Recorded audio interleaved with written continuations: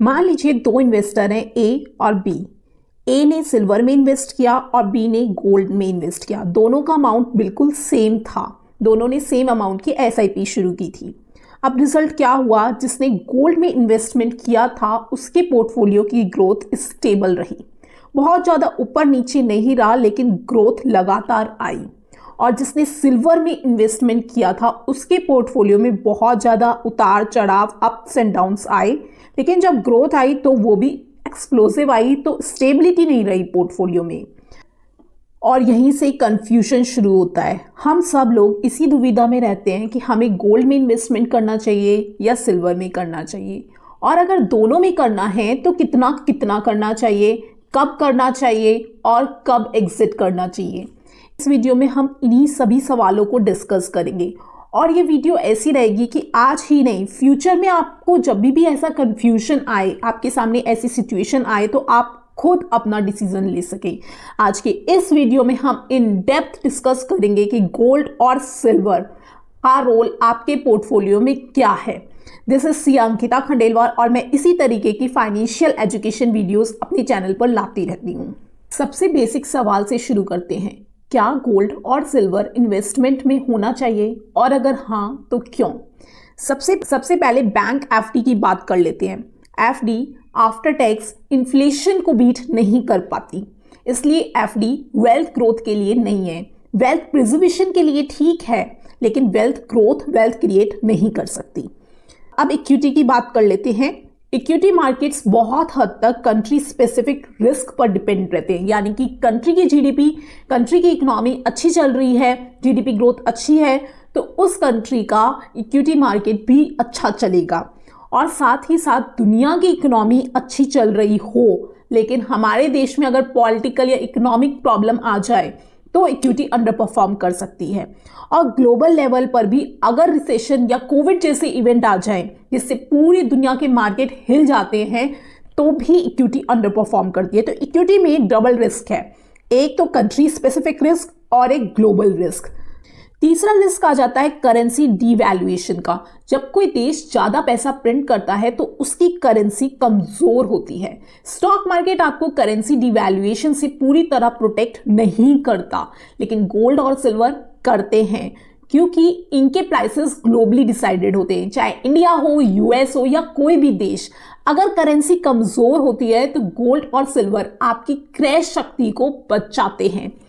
चौथा कारण है इन्फ्लेशन बीटिंग रिटर्न्स। अगर आप गोल्ड और सिल्वर में 10 से 20 साल के रोलिंग रिटर्न्स देखेंगे तो आप पाएंगे कि लगभग 12% से लेकर 14% के आसपास के रिटर्न्स मिलते हैं, लगभग इक्विटी जैसे रिटर्न्स, लेकिन बिना किसी कंट्री स्पेसिफिक रिस्क के। इसलिए गोल्ड एंड सिल्वर आपके पोर्टफोलियो में होना कॉमन सेंस है। हम पहले के वीडियोस में भी डिस्कस कर चुके हैं कि गोल्ड किसी ना किसी फॉर्म में होना जरूरी है।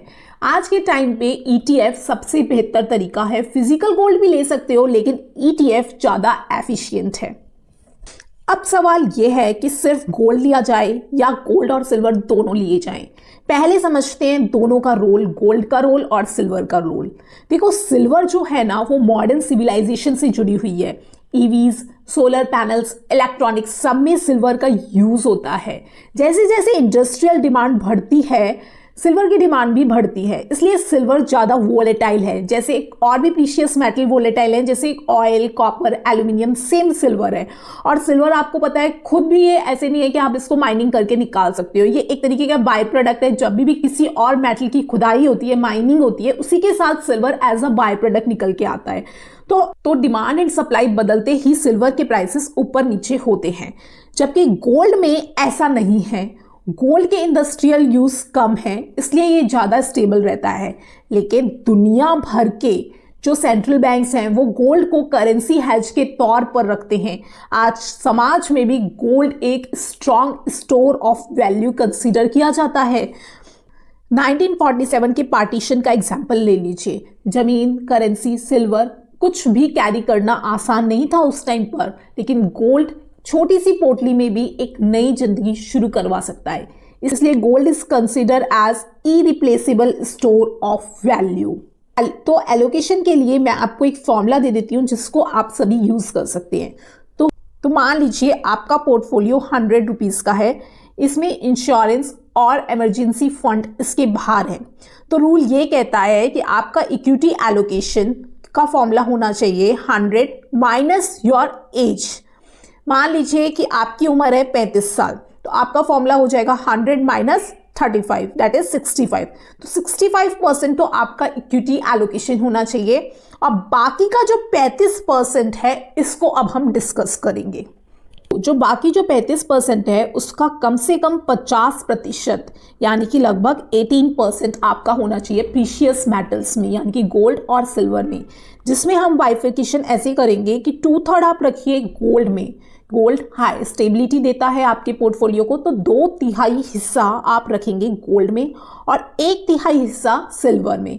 मतलब 10 से 15% आप गोल्ड में रख लीजिए और 5 से 10% आप सिल्वर में रख लीजिए, क्योंकि सिल्वर पहले से ही वोलेटाइल है और इक्विटी में भी वोलेटिलिटी होती है, इसलिए सिल्वर का एलोकेशन कम करेंगे और गोल्ड का एलोकेशन ज़्यादा रखेंगे, तभी पोर्टफोलियो स्टेबल रहेगा और लॉन्ग टर्म में गोल्ड और सिल्वर के रिटर्न्स आसपास ही रहते हैं। 35% का 50% तो हमने रख लिया प्रीशियस मेटल में, बाकी का हम रखेंगे बॉन्ड्स में, या फिर आप कोई अच्छा अगर आपके पास इन्वेस्टमेंट ऑप्शन है तो आप उसमें रख सकते हैं। नेक्स्ट सवाल आता है कि इन्वेस्टमेंट कैसे करें और कब करें।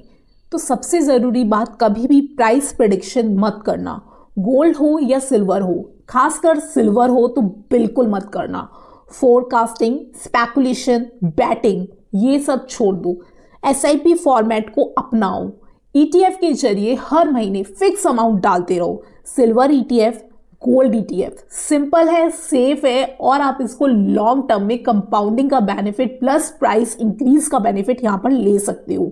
देखो, फिजिकल सिल्वर या फिजिकल गोल्ड को संभालना बहुत ज़्यादा मुश्किल है। गोल्ड ज्वेलरी या कॉइन त्योहारों पर, फेस्टिवल्स पर, शादी में तो ठीक है, लेकिन प्राइमरी मोड हमारा ETF ही होना चाहिए।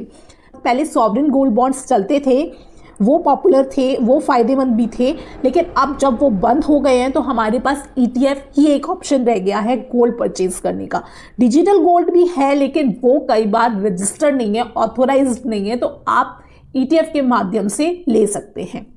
एक और चीज़ दोस्तों, गोल्ड सिल्वर रेशो 70:1 के चक्कर में मत पड़ना, ये मिसलीडिंग हो सकता है। रेशो बदल सकता है, गोल्ड गिरकर भी, सिल्वर गिरकर भी इस रेशो को चेंज कर सकता है, इसलिए ध्यान रखिए एलोकेशन प्लस SIP प्रेडिक्शन से हमेशा अच्छा होता है। प्रेडिक्ट करना बेकार है, थोड़ा थोड़ा इन्वेस्टमेंट करना ठीक है। तो लास्टली 100 माइनस एज वाला रूल याद रखना, एलोकेशन डिसिप्लिन से करना, स्पेकुलेशन से दूर रहना। अगर आपको ये वीडियो लॉजिकल लगा हो तो लाइक करें, कमेंट करें कि आपको ये वीडियो समझ आया है, और अगर कोई गोल्ड सिल्वर में सट्टा खेल रहा हो तो उसे ये वीडियो जरूर शेयर कर दीजिएगा। This is me C Ankita Khandelwal signing off, bye bye.